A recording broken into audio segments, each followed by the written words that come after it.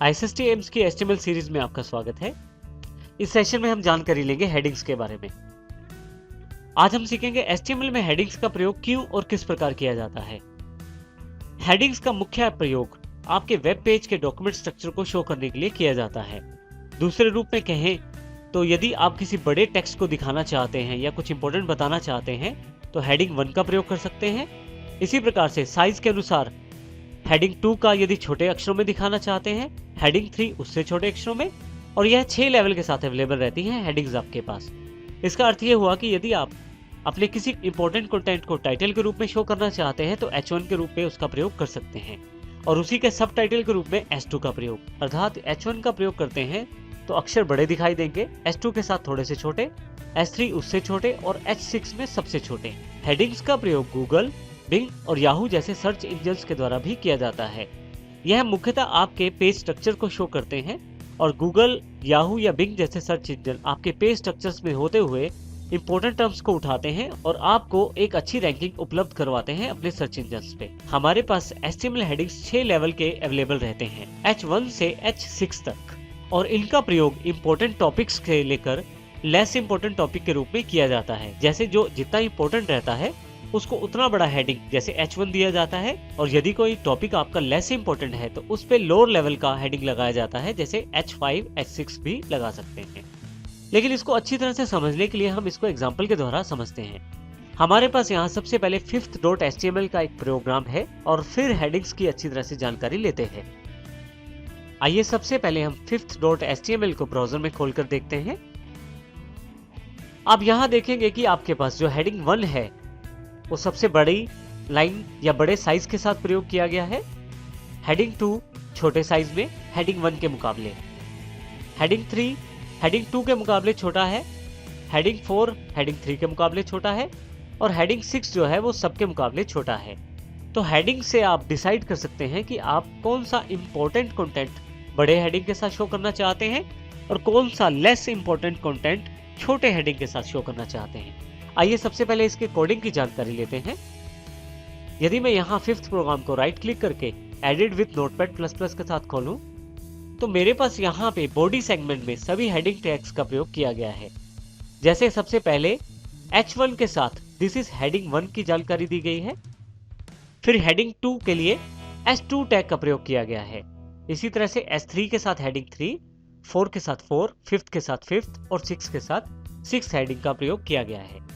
यहाँ पे हमने स्टाइल के साथ कुछ हेडिंग को अलग अलग कलर दिए हैं। जैसे कि मैं H1 और H2 को कलर रेड देना चाहता हूँ तो कोमा का प्रयोग करते हुए स्टाइलिंग के अंतर्गत कलर वैल्यू को रेड कर दूंगा, और H3 और H4 के लिए मैं कलर वैल्यू को ब्लू कर दूंगा। यदि मैं इसको हटा देता हूँ तो सभी हेडिंग जो हैं ब्लैक कलर में दिखाई देंगे। आइए दोबारा इस एग्जाम्पल को देखते हैं और अब समझते हैं कि किस प्रकार ये हेडिंग्स हमारे ब्राउजर में शो होंगे। यहाँ पे हमारे पास दोनों तरफ 2 फाइल्स दी गई हैं। लेफ्ट साइड पे जो फाइल दी गई है वो हमारी माइक्रोसॉफ्ट एज ब्राउजर की है जिसमें आउटपुट फाइल दी गई है, और राइट हैंड साइड पे हमारे पास सोर्स कोड दिया गया है। अब यहाँ यदि मैं स्टाइल टैग को हटा देता हूँ और इस फाइल को सेव कर देता हूँ, यहाँ पे ब्राउजर में रिफ्रेश कर देता हूँ तो सभी हेडिंग्स ब्लैक कलर के दिखाई देंगे। तो इस प्रकार से स्टाइलिंग का प्रयोग करते हुए आप अलग अलग हेडिंग को अलग अलग कलर भी दे सकते हैं। इसके अलावा जैसे बॉडी में हमारे पास H1 जो टैग है वो सबसे बड़ा यहाँ दिखाई दिया गया है, H2 उसके मुकाबले थोड़ा सा छोटा, और इसी तरह से H6 जो टैग है वो सबसे छोटा दिखाई दिया गया है। तो इस प्रकार हम हेडिंग्स का प्रयोग कर सकते हैं अपनी आइटम्स को इंपॉर्टेंट और लेस इंपॉर्टेंट शो करने के लिए। अगर मेरे पास कोई इंपॉर्टेंट टाइटल है तो मैं हेडिंग 1 में प्रयोग करना चाहूंगा, और यदि लेस इंपॉर्टेंट टाइटल है तो मैं H6 का प्रयोग भी कर सकता हूं। हेडिंग्स को और अच्छी तरह से समझने के लिए हम एक और एग्जांपल का प्रयोग करेंगे जो कि 13.headings.html के रूप में हमारी फाइल्स में अवेलेबल है। यहाँ हमारे पास एक्सरसाइज फाइल्स में 13.headings.html की फाइल अवेलेबल है। मैं इसे डबल क्लिक करके ओपन कर लेता हूँ। इसको ज्यादा समझने के लिए हम इसका सोर्स कोड भी साथ ही ओपन कर लेते हैं। इसी फाइल पे राइट क्लिक करें, और यदि नोटपैड है तो नोटपैड के साथ, अन्यथा नोटपैड प्लस प्लस के साथ इसे खोल सकते हैं। मैं यहाँ इसे नोटपैड प्लस प्लस के साथ खोल रहा हूँ। अब यहाँ मैं इसे लेफ्ट साइड अलाइन कर देता हूँ। अब यहाँ मैं इसे राइट साइड अलाइनमेंट कर देता हूँ इसका। और इसी तरह से जो ब्राउज़र आउटपुट है उसको लेफ्ट साइड लाइनमेंट कर देता हूँ। अब थोड़ा सा समझना हमारे लिए आसान हो जाएगा। यहाँ पे सबसे पहले हम बॉडी सेगमेंट को समझते हैं। बॉडी सेगमेंट में यदि यहाँ ध्यान दें तो हमारे पास सभी हेडिंग्स जैसे पहले दिखाए गए थे H1 से लेकर S6 तक सभी दिखाए गए हैं, जो ब्राउज़र में कुछ इस प्रकार के आउटपुट दिखा रहे हैं। परंतु नीचे की तरफ हमने इंपॉर्टेंट आइटम्स को H1 के साथ और लेस इंपॉर्टेंट आइटम को S6 के साथ शो किया है। जैसे कि यहाँ पे इंडिया को हमने H1 के साथ शो किया है, जो सबसे बड़े अक्षरों में यहाँ पे अवेलेबल है। इसी तरह से S2 के साथ स्टेट को अर्थात हरियाणा को, S3 के साथ सिटी को अर्थात अंबाला को, फिर प्लेस विटेलक्लेव H4 के साथ, 5th में नियर मिलर प्लांट और 6th में ISST एम्स के ऑफिस को शो किया गया है। तो इस प्रकार हम इंपॉर्टेंट टर्म्स को तो शो कर सकते हैं H1 के साथ और लेस इंपॉर्टेंट टर्म्स को H6 के साथ भी शो कर सकते हैं। तो इस प्रकार हम अपनी प्रायोरिटी के अनुसार अपने टाइटल्स को अलग अलग टैग्स के साथ प्रयोग करते हुए आसानी से आउटपुट को शो कर सकते हैं। आइए अब हम समझते हैं कि किस प्रकार हमारे पास जो स्टाइल टैग है उसका प्रयोग किया गया है हेडिंग्स के लिए।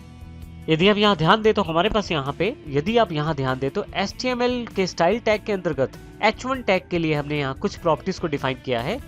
सबसे पहली प्रॉपर्टी हमने मार्जिन लेफ्ट ली है, जिसको 10 पॉइंट का वैल्यू दिया गया है। अब यहाँ देखें तो हेडिंग जो 1 है हमारे पास यहाँ पे इसकी लेफ्ट साइड पे 10 पॉइंट का स्पेस जो है वो ब्लैंक दिया गया है, ताकि हेडिंग जो है हमारा थोड़ा सा लेफ्ट साइड से हट के दिखाई दे। इसी तरह से बैकग्राउंड कलर जो है वो रेड दिया गया है, तो यहाँ पे बैकग्राउंड कलर भी रेड दिया गया है। और इसी तरह से इसकी जो प्रॉपर्टी डिस्प्ले है उसको इनलाइन कर दिया गया है, अर्थात इस वक्त ये ब्लॉक एलिमेंट नहीं है, ये एक इनलाइन एलिमेंट के रूप में है। तो इस प्रकार हम स्टाइल की इन प्रॉपर्टीज का इस्तेमाल करते हुए भी H1 से लेकर S6 तक अलग अलग प्रॉपर्टीज के साथ अलग अलग आउटपुट प्राप्त कर सकते हैं।